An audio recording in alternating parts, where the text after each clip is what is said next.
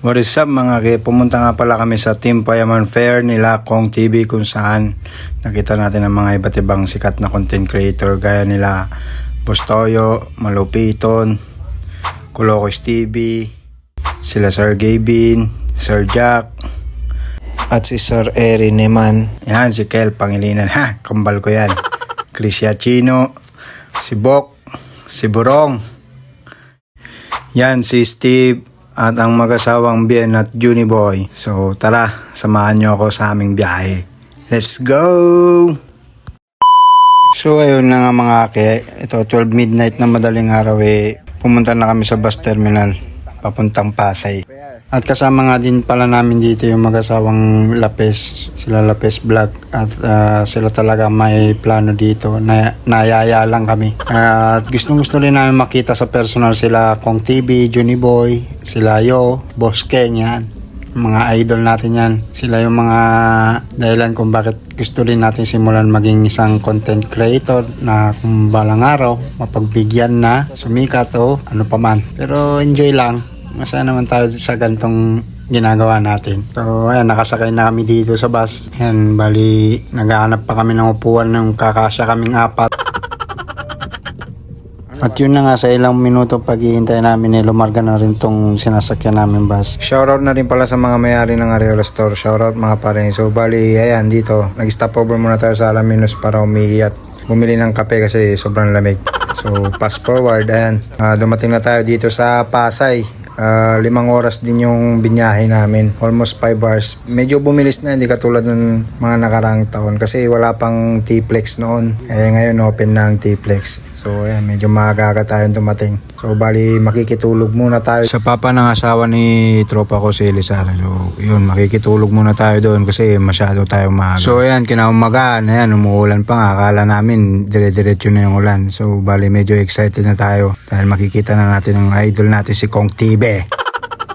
Bali day 3 nga pala yung nakuha namin ticket. Bali namasyal muna kami dito sa Market Taguig. Ayan, bali pinasyal muna natin ang ating mga kiddos. Ayan, medyo nagsusungit pa nga yung isa kasi pagod na daw siya. Pero tuwang-tuwa naman sa mga nakikita niya.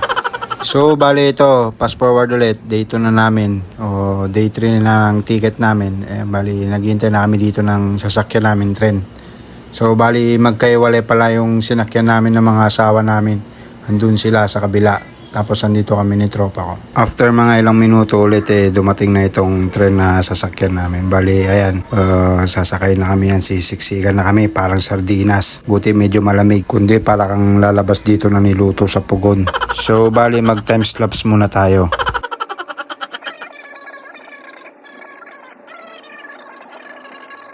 At after ng mga ilang minutong biyahe ulit, andito na tayo sa Mall of Asia, sa SMX Convention Center, ang venue ng Team Payaman Fair. So ayan, nandito na tayo. Ayan, pumasok na tayo. Ayan, grabe yung venue nila. Ganda. Tapos ayan, makikita nyo pupunta kami dito sa booth na mga sticker. Kaso hindi na kami bumili kasi medyo may kamahalan. At yun nga, medyo maaga kami dumating dito sa venue. Kaya ayan, naglalakad-lakad muna kami. Tapos itong anak ko gusto na magpabuhat kasi pagod na daw siya. Yung pala may nararamdaman nung araw na yan. Kala ko gusto nang umuwi. Nagsisimula pa nga lang.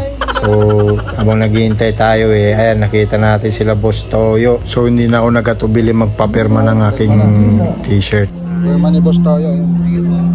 Bebenta ko sa kanila. Hey!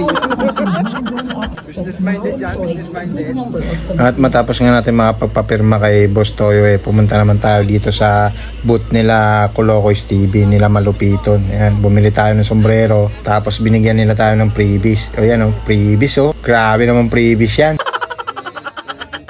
Tapos natin makipagkulitan sa kanila umikot tayo. Tapos dito na naman tayo kay Steve, si Hello My Friend. Tapos habang yung mga anak ko naman nagpa-picture dito kay Kidlat. Yung isa takot pa magpa-picture kasi bakit si Kidlat malaki na, baby pa yun, sabi naman nung isa.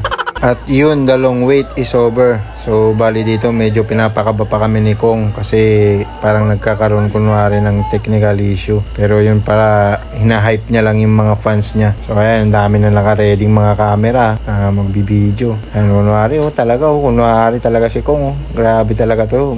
Iba talaga yung mindset ni Kong. Grabe ka, Kong. At yun, dumating na nga sa kung balik kumanta sila Yung dito. kanta na yung Ayan. pake, inaalay ko yun sa number 1 basher ko. Walang iba kundi si Pinulo. Wala na may kasamang group.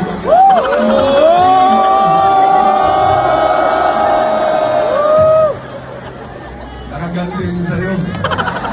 Hindi ako sumasagot sa video dun. Mahirap kalaban yan. Anyway, tuloy-tuloy lang tayo. Mag-enjoy lang tayo ngayong gabi.